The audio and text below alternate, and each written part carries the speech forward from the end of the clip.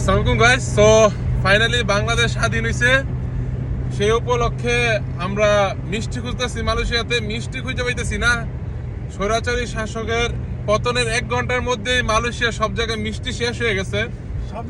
সব মিষ্টি শেষ। তো আমরা এখন কুয়ালালামপুর উদ্দেশ্যে রওনা হইতেছি। ওইখানে যে কোতারে বাংলা মার্কেট আছে, ওইখানে কি গাইস মিষ্টি এখন আসছে কিনা কেউ কমেন্টে জানান, নাহলে আবার 1 ঘন্টা ড্রাইভ করে যাইতেছি, আবার ব্যাগ আসতে হবে।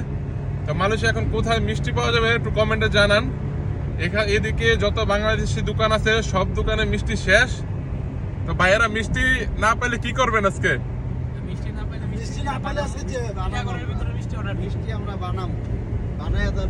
তো গাইস যা কিছু হোক আলহামদুলিল্লাহ, এখন দেশটাকে সুন্দরভাবে আমাদেরকে সাজাইতে হবে। সবাই একসাথে, যেই দলই করছেন না কেন এতদিন, তো দেশের স্বার্থে দেশের প্রয়োজনে সবাই মিলেমিশে কোনো